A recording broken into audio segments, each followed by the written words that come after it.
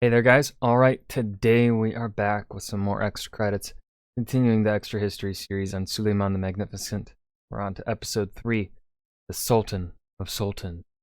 Before we dive in, though, make sure you go and check out the links in the description box below.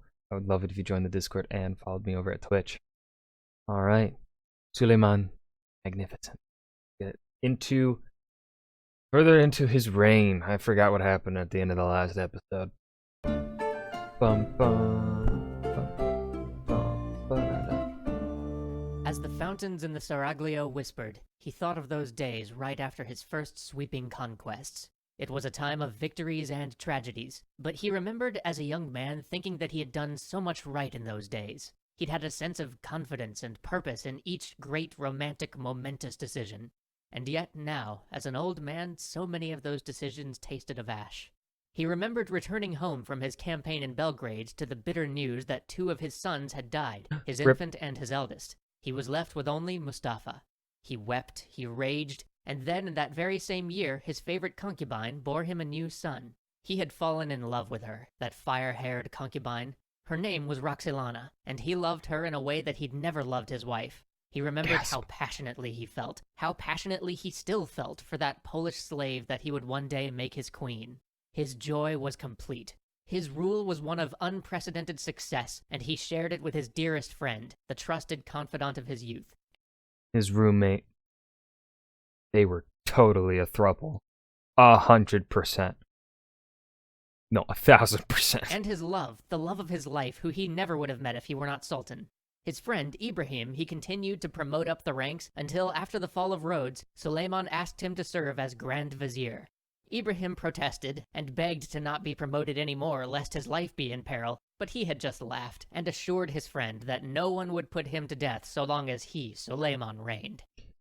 Well, that seems like foreshadowing. I think Ibrahim is getting murdered. How could decisions made out of such love be wrong? And so there he was, the mightiest monarch of the mightiest empire of the modern world, ready to conquer life with his true love and his one true friend faithfully by his side. His own sister married Ibrahim, and it was a night of splendor like the empire hadn't seen since the greatest monarchs of Rome. In his youth, he'd never known family, but he knew one now. But trouble began to show, for Ahmed Pasha, second vizier, had thought that he was going to be promoted to the post of Grand Vizier. He had worked and toiled and intrigued to see that the former Grand Vizier had been dismissed after Rhodes, but now, seeing that Ibrahim had been appointed to the post, he knew he would never attain the position. Okay, Pasha, my guy, you really should have seen that coming. Like, if you're so fucking smart to scheme and do all that fucking work, you should have seen it coming that Suleiman has a best friend. Like, okay, you aren't that smart. You aren't that smart if you couldn't see that fucking coming. So instead, he asked for and was granted the governorship of Egypt. As Egypt had only entered the empire a generation before by conquest and was far from Istanbul, he knew it would be easy to rebel there. He quietly sent word to all quarters, even to the Christians, asking for allies. Then, Will you one be night, my ally? he had all the local janissaries massacred and declared himself Sultan of Egypt.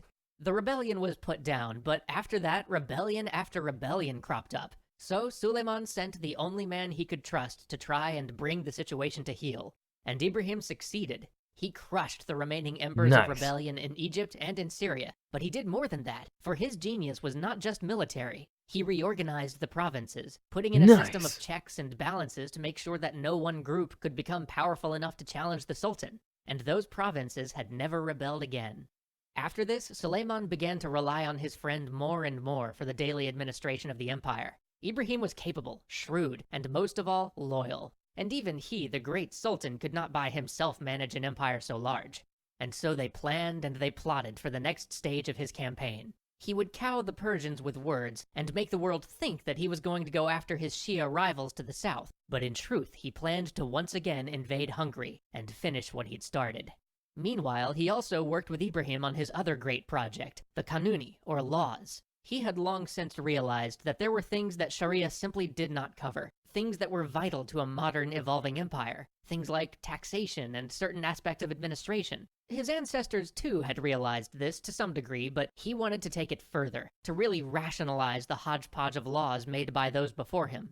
But even Frickin', oh, what's the name of the emperor? Justinian. Justinian's laws. Very much given those vibes. As his legal scholars began to put together the laws, the preparations for his Hungarian war were completed. It was time to campaign It's again. campaigning Europe time. was more divided than ever. I love that. Holy hot mess. With a league of almost every Christian nation formed to fight against Charles V and the Habsburgs, Hungary would once again be alone. With 100,000 men, with his vizier and friend Ibrahim as their principal commander, Suleiman marched north for Buda.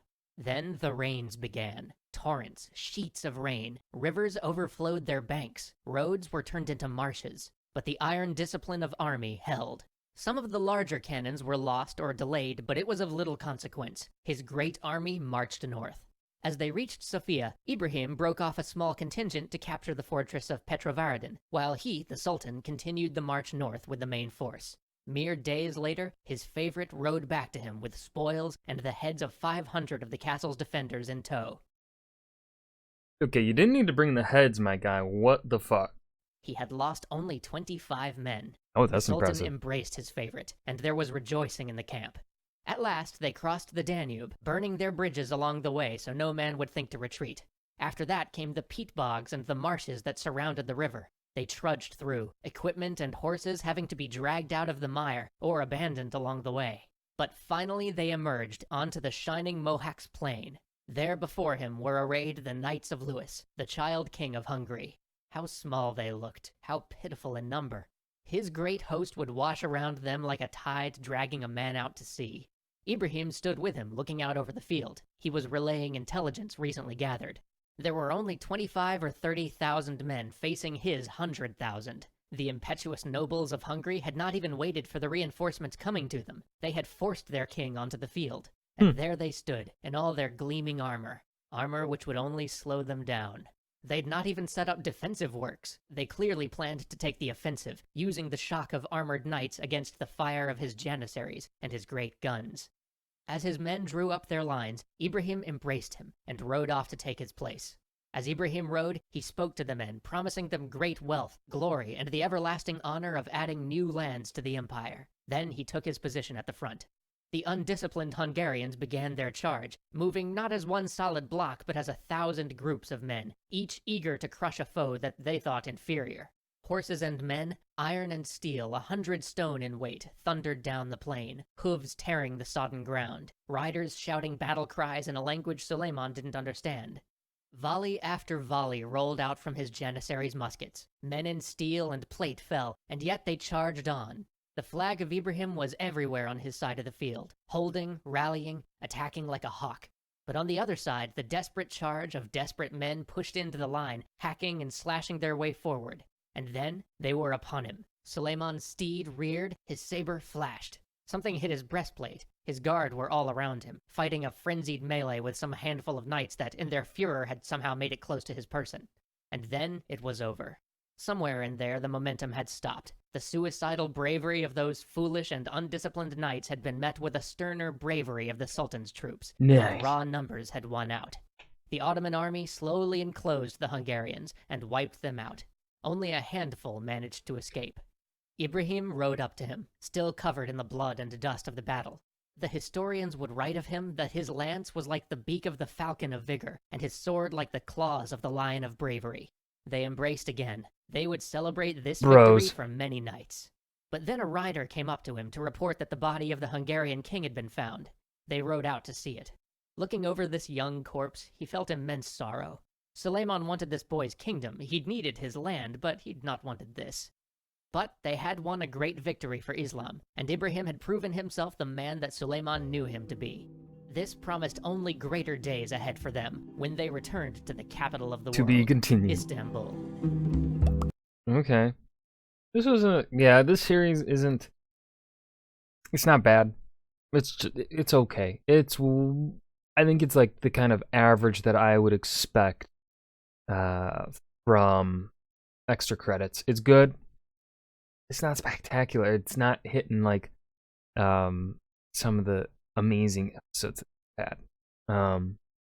This is also one of their earlier series, so it's understandable. That was Suleiman the Magnificent, Sultan of Sultans. Extra history number 3 by Extra Credits. I hope you guys enjoyed. Remember to hit that like button and subscribe for more. I will see you guys in the next video. Peace.